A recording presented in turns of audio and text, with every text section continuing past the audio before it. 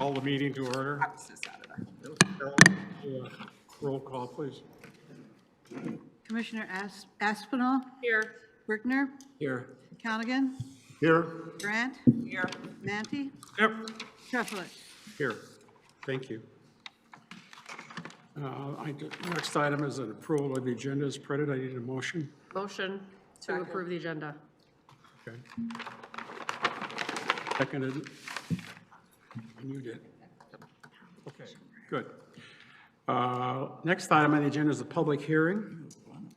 It's zoning text amendment 3 of 2024. And this will be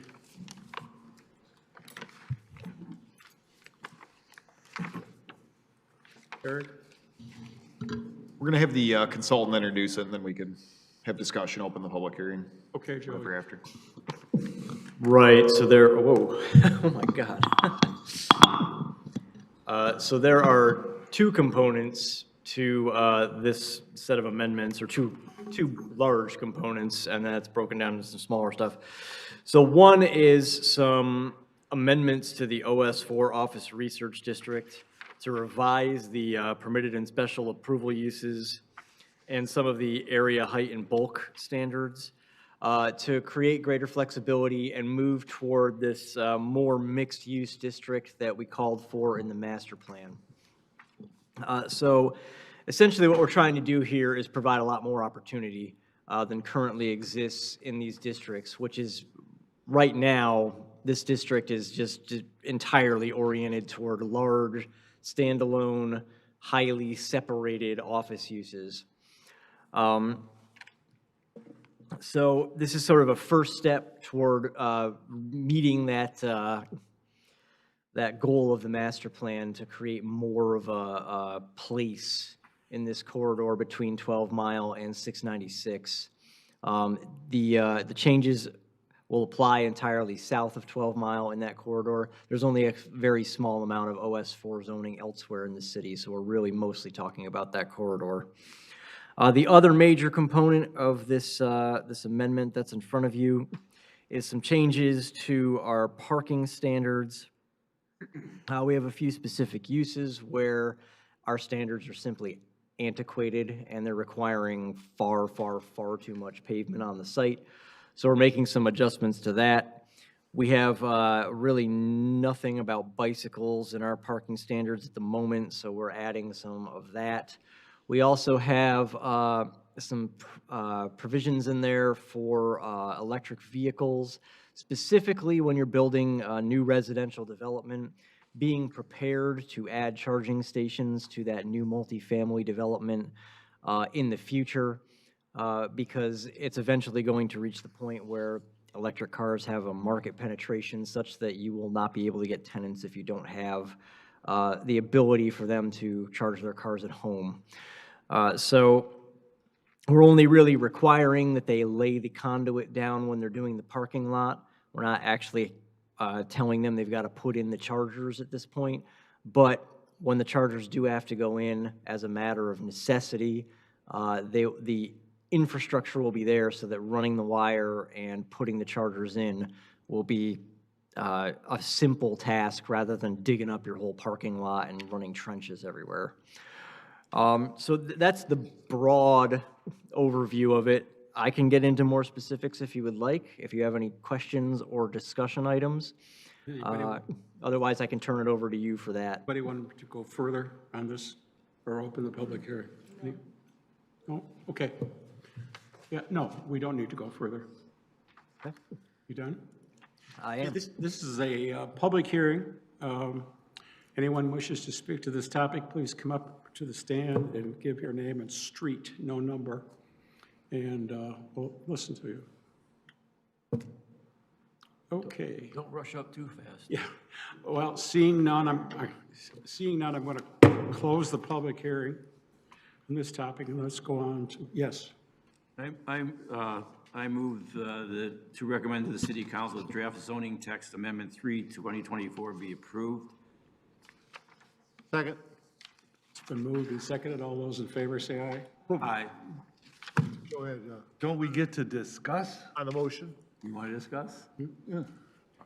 I just wanted to clarify, before we voted on this, that we did receive a version in the mail, but then there was a revised version, which is at our desk, that does include a few changes, That's correct. such as the extra spot for a state-required handicap is no longer in this. That's right. When you add that, when you have that space, you don't have to add an extra space. Yes, that's correct. I just wanted to make sure everyone knew what they were voting on. Okay. And Mr. Chair, I'd like to add as well, since we're adding things, that this is consistent with the recently approved master plan that we talked about in the master plan, and will give us greater flexibility to entertain redevelopment along 12 miles, which should be a good planning tool for the community. Thank you, Dale. And I would like to add that I only see this as, when it comes to parking standards, I only see this as a step in the right direction.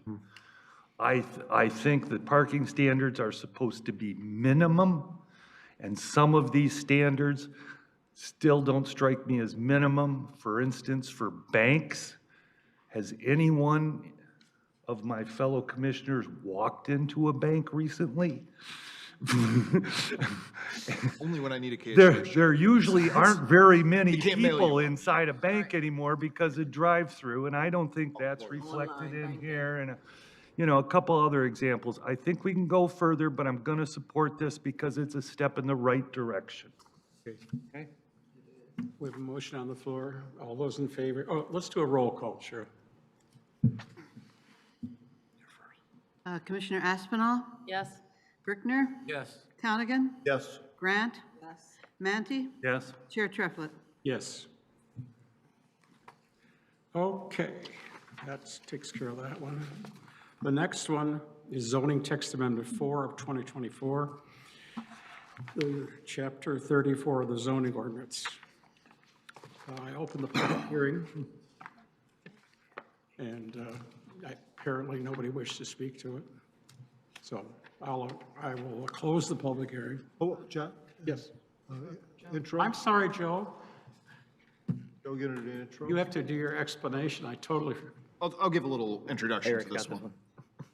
So basically, what we're doing here is just kind of reworking the definitions a little bit with respect to drive-ins as well as outdoor recreation space and automobile repair, kind of consistent with some of the reshuffling that we did from permitted uses to special uses, things like that in our previous ordinance that we passed for the B3 district. It's essentially putting us on a clearer baseline where everything is kind of consistent now, where we don't have kind of that opportunity to argue definitions. We're kind of laying it all out there, and it's essentially strengthening what we already have on the books for the B3 district. So it's just a little bit of a housekeeping sort of ordinance in that respect. Joe, do you have anything to add? I don't know. Okay. I've closed the public hearing. Looking for an motion.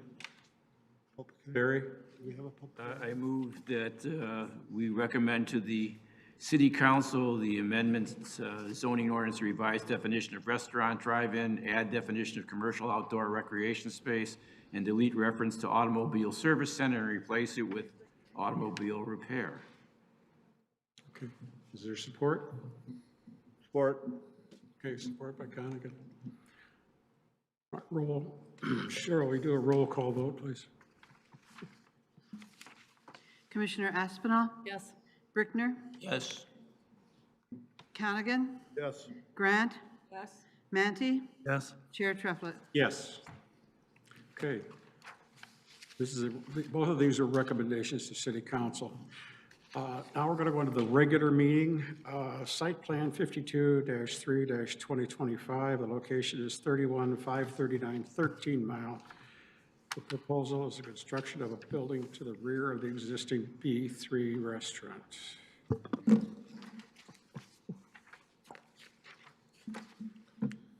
Yes.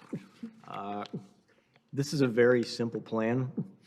So it's a kind of an unusual area. If you look at the map on the first page of your your site plan review. It's this kind of commonly owned parking lot with all these individual buildings that are on their own individual lots all around it. So it looks a bit like a shopping center, but it's chopped up more like a downtown in terms of the lots. It's zoned B3.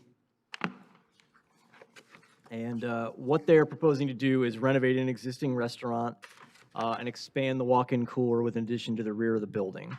So the building is 2,942 square feet at the moment, and the addition is going to be 246 square feet. So this plan does propose to modify a site with multiple existing nonconformities. It's always the goal to eliminate nonconformities when a site's redeveloped. But partial modification to an existing site may leave some nonconformities in place. Planning Commission should consider whether it's reasonable to permit existing nonconformities to persist and where they can be eliminated or diminished. So we really had three major highlights in this review. One is that due to the proximity of the back of the existing building to the rear property line, there will be a variance needed to add on to the back of the building as proposed.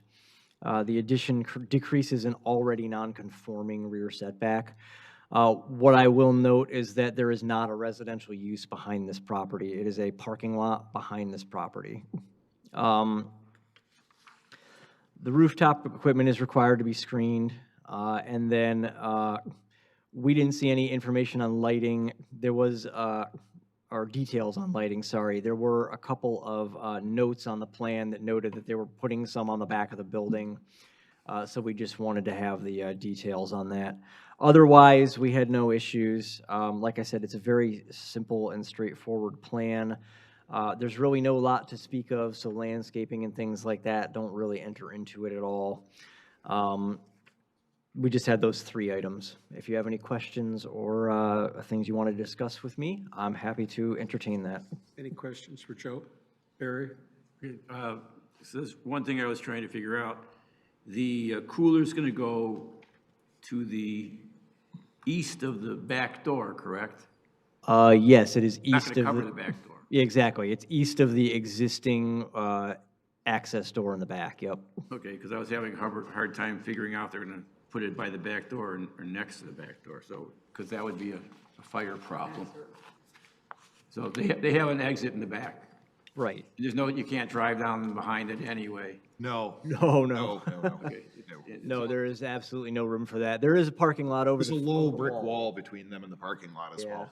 it's like a 4-foot wall. I know it's a non-conforming use, the problem is they're gonna be closer to the back wall than is allowed. Do they need to get can we just approve this, or does it have to get a variance? It has to, your approval has to be conditioned on them Subject to the obtaining a variance. variance for that rear setback. That's what I thought, because I know a lot of people keep asking me, is the Mandarin Garden gonna open up again? Because everybody wants the Mongolian beef. So, this kind of answers that question now, doesn't it? Anyone else have a question? No? Okay, you want to come up and explain? Good evening. My name's Jerry Chi. My father opened the restaurant in 1982. We've been here 43 years now. We had a fire 6 months ago, and we're asking for a variance for an outdoor cooler. Any questions of the proponent? Yes. Well, you're asking for a variance, but you don't get a variance from us. Right, they're gonna have to pursue that You're afterward. asking for a change in the site plan from Yes, us. yes. Thank you. Want to clarify? Anybody you. else? Questions of the proponent? Yes, Dale. I'm good.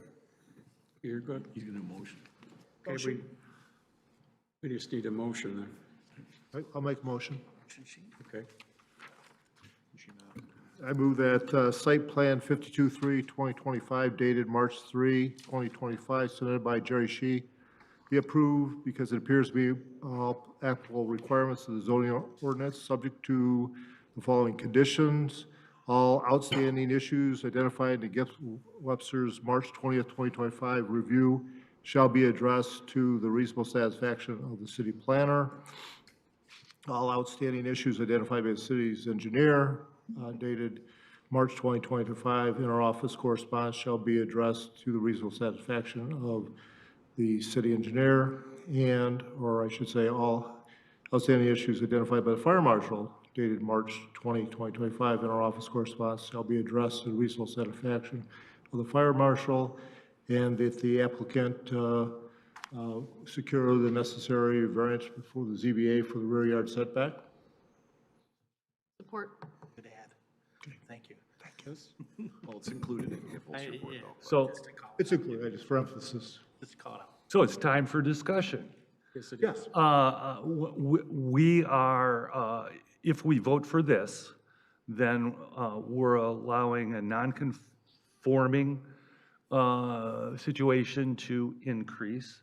I'm just wondering if this is an opportunity where we could ask for something in the front of the building of a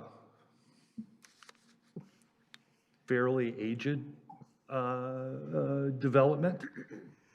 So- Not that I have anything in mind, but Site plan review.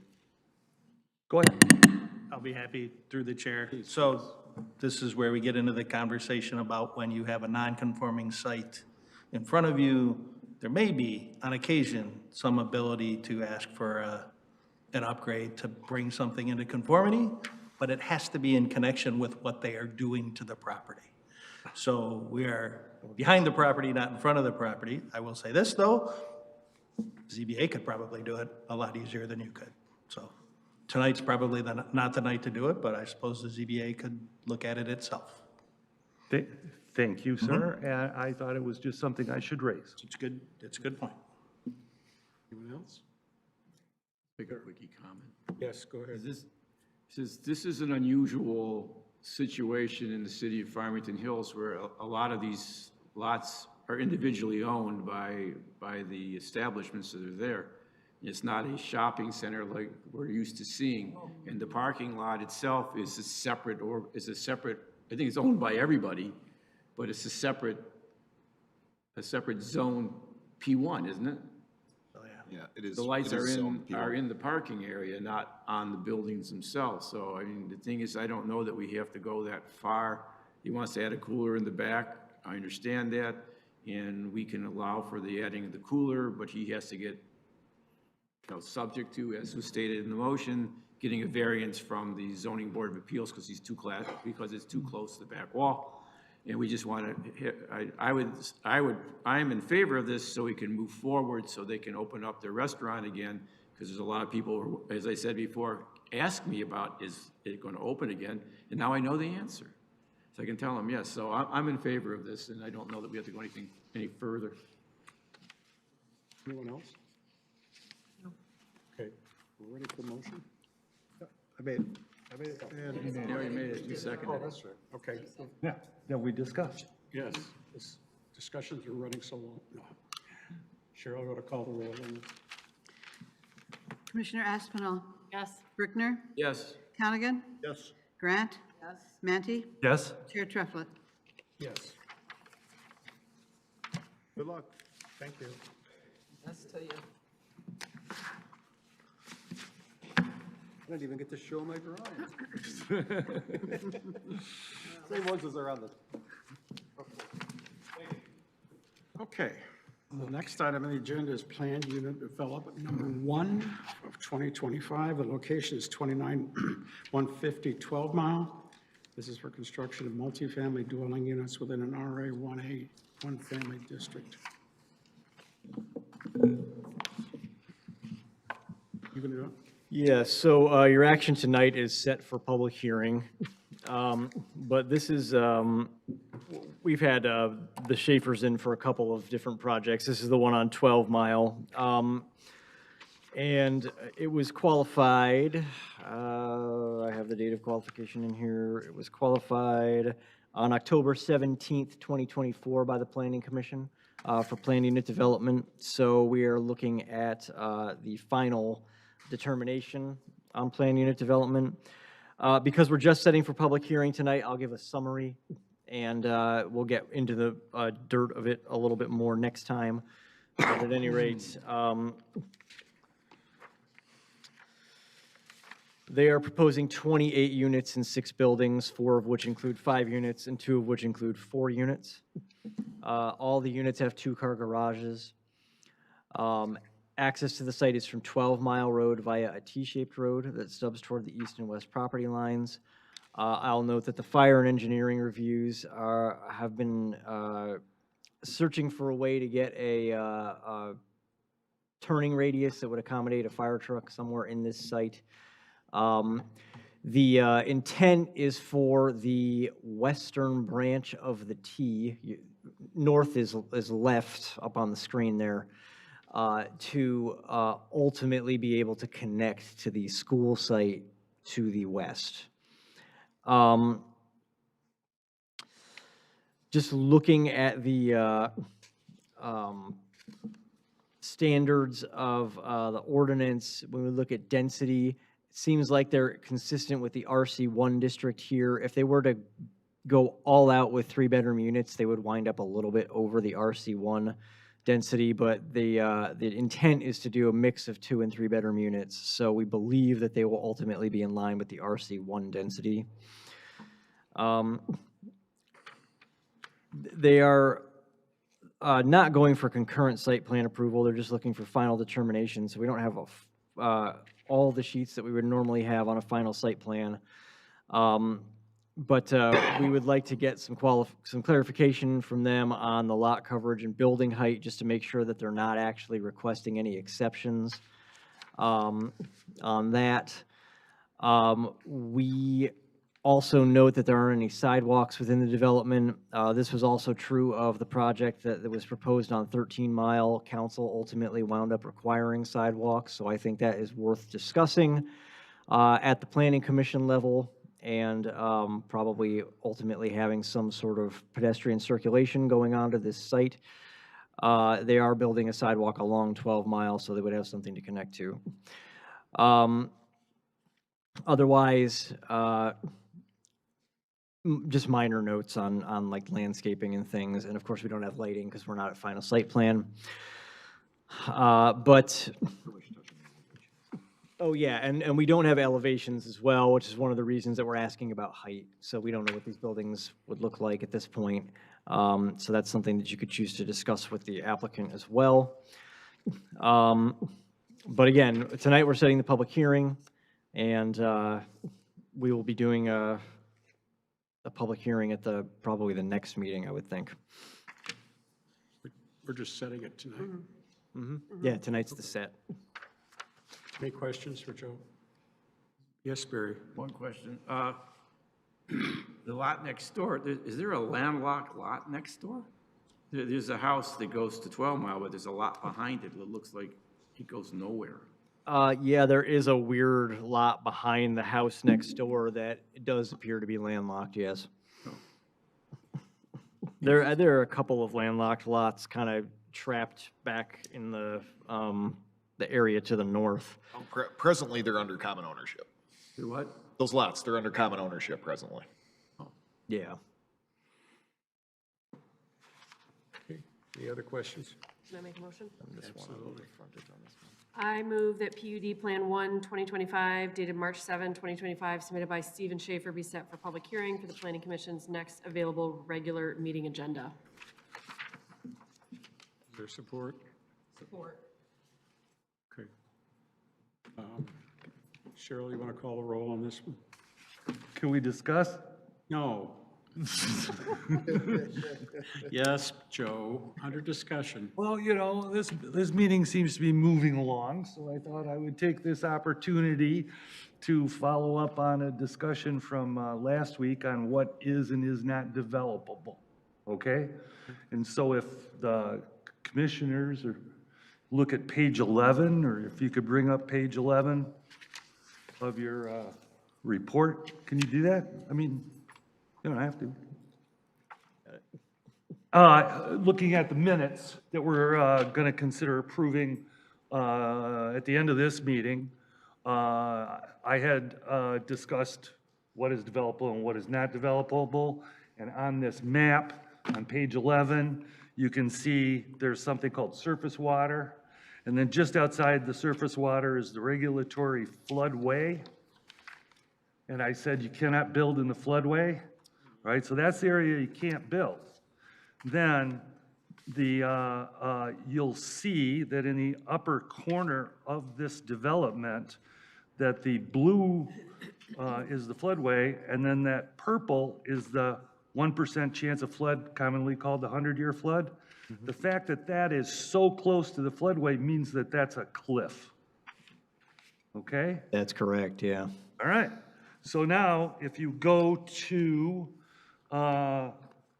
SP3, which I believe is the only sheet we got in our package, okay? Then you can look up and you can see that dotted line, which I assume is the 100-year floodplain, which is with that cliff. So they're saying, I'm not arguing or anything, but I'm just going through how to read these. They're saying what we're going to do for this PUD is we are going to preserve land that we're not, that would otherwise be built on. So that land would not be built on. Now, when you look down below that, you can pretty much make out, it appears as though this, where all these darker lines are in a circle, that's the retention area that they're going to have to construct in order to do any building. So in my interpretation, the net amount of preservation you're getting in exchange for this PUD is the area between the dotted 100-year floodplain line and the uppermost dark line that says limits of earth disturbance. Okay? And I don't know how big that area is, but when we consider it, it'd be nice if you would tell us approximately what that area is that they're preserving in exchange for the PUD. Thank you for entertaining me, or letting me entertain you. That was wonderful. Okay? All right. There's a motion on the floor, but I think you've raised enough questions that we should have one of the Schaefers. Okay. Go ahead, Aaron. Is there any way I can get my presentation up on this computer? Not really. Okay, I'll make it accelerated. So, good evening, members of the Planning Commission. It's a pleasure to see you once again. I'm joined alongside the whole Schaefer team, my father, Stephen, my brother, Spencer. I actually have Headmaster Earls of AIM Academy here as well to express his support. And finally, at the very end, I've got David Straub, who is the individual at MI Homes. He is the ultimate home builder we will be selling this community to. There were a couple of items that were mentioned by all you folks, so I want to do my best to address them one by one. The parcel next door to us to the east, the Levy parcel, he actually has two properties. He owns both properties. So that northern parcel, where it's kind of got a goofy, more jagged parcel line, that is his, just to, keep the record clear. In regards to open space, as a result of this development, we're just a hair below 63% open space collectively. So we are providing a very healthy buffer, again, to that, declining grade in the back on that northern property line, as well as where the Pebble Creek is. Per our conversations with Mr. Cabrera in engineering, once we do secure approval and make our way onto council, we are going to investigate the Pebble Creek erosion issue further. It's been an issue that has been occurring for decades. So whether it's some type of wall or some type of structure, again, I am not a retaining wall engineer, but we want to make sure that whatever we provide here, it creates a permanent solution so that there is no further erosion on the Pebble Creek. There were some items in the Giffords-Webster review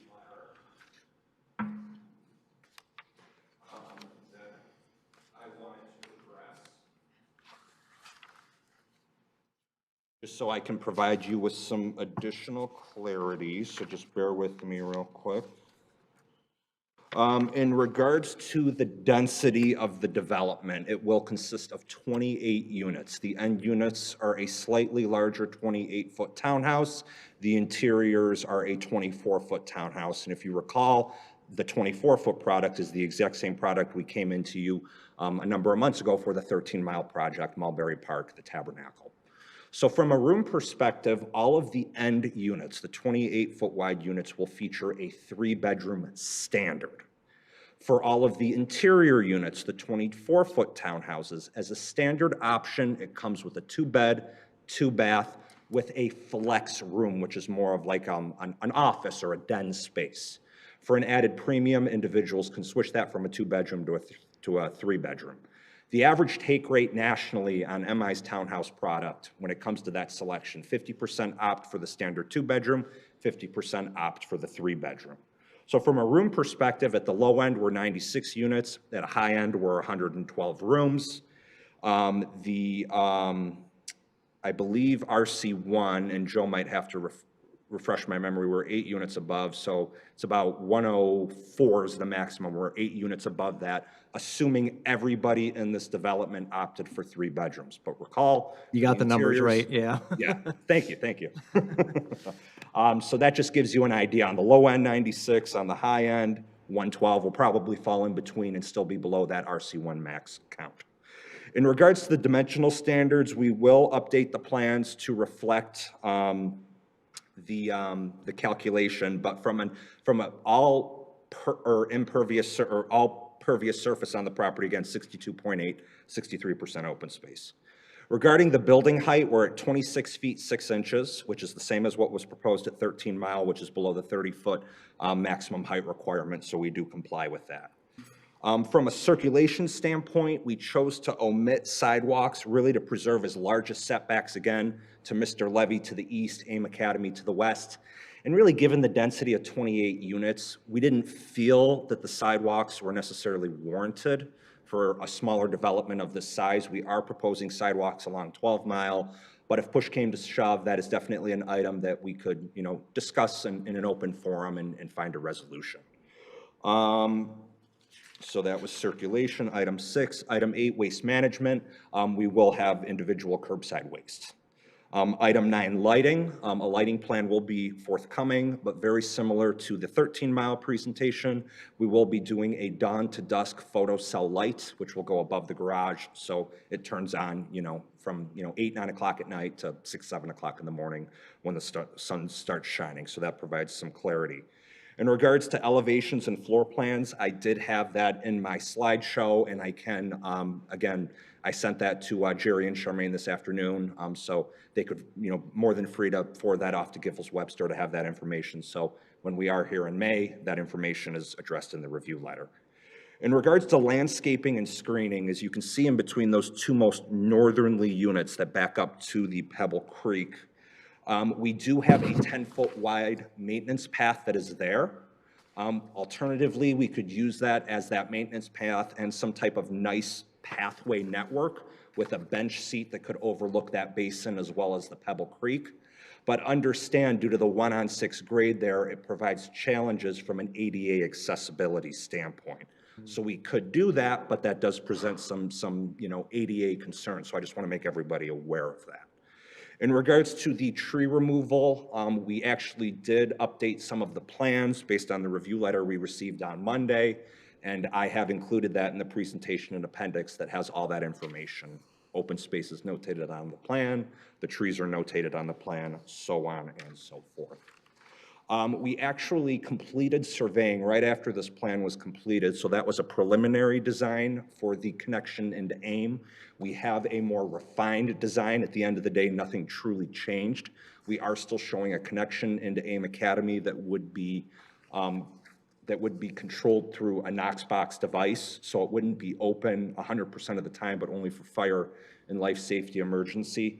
When we looked at title for the property, we determined that there was actually a recorded document from 2007 that Mr. Youssef signed, that Echo Park signed, they were the former use before AIM Academy, and the city of Farmington Hills signed requiring a secondary means of access for both the properties. So we are adhering to that as a result of this plan.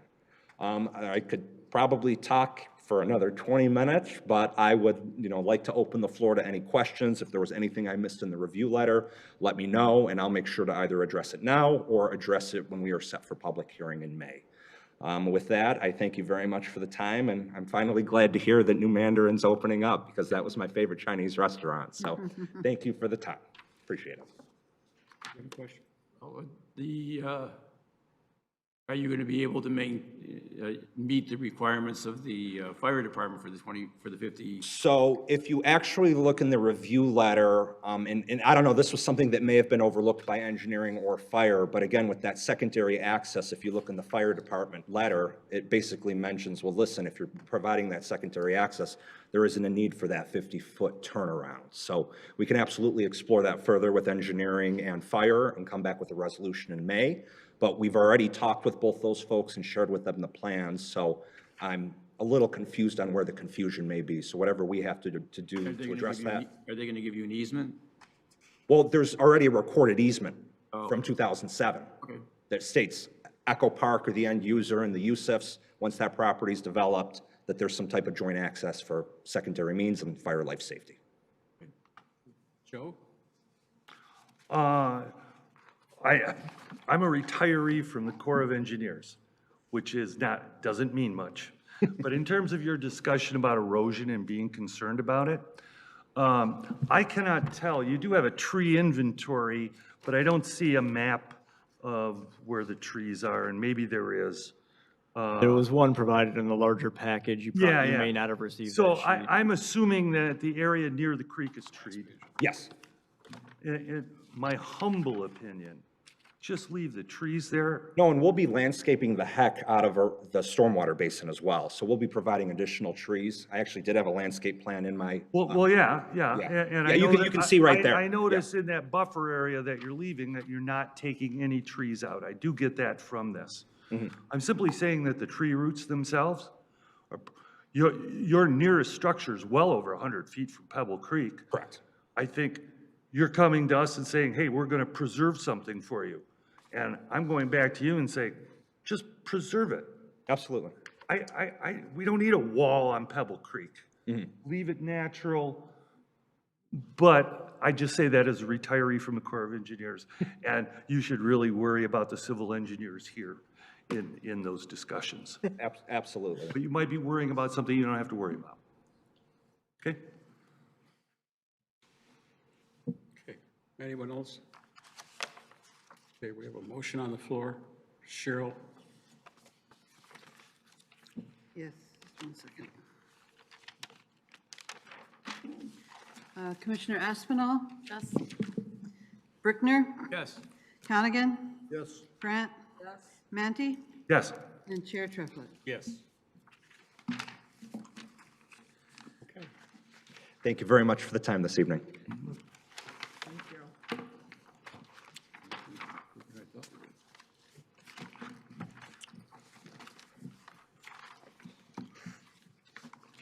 The next item on the agenda is an amended planned unit development, Plan 2 of 2021, including revised site plan 59-5-2022. Location is 27412 Mile. This is a construction of site-built family detached units with RA1B, one family district. This is our action tonight is to set a public hearing, but we need to hear from. Sure. I'll keep this one very short and sweet. So we recently saw this plan back in the fall, went to council. Council recently approved it. The last change that was made to the plan was that a driveway toward the northern end of the site onto Inkster Road was removed. That space, it's if you're looking at your plan, it's like unit 66 or 65, one of those two. That space was left at the time. They have now added a unit to that space rather than leaving it open. That brings the number of units here from 75 to 76. That is the only change. So that's what we're doing. Thank you. Do you have anything you want to say?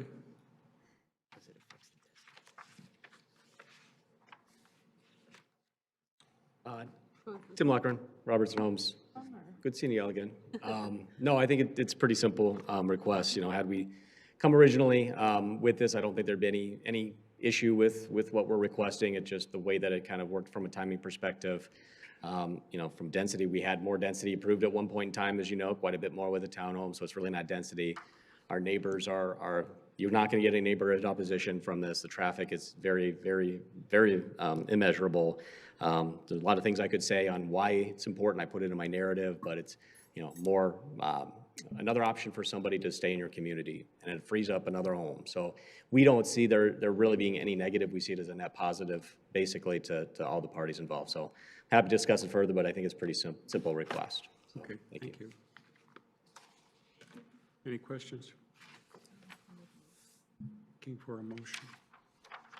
I move that the application to amend PUD Plan 2, 2021, including revised site plan 59-5-2022 dated March 10, 2025, submitted by Robinson Brothers Homes, be set for public hearing for the Planning Commission's next available regular meeting agenda.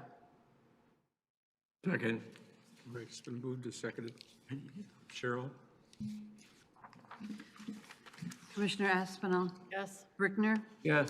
Conigan? Yes. Grant? Yes. Mantey? Yes. Chair Triplett. Yes.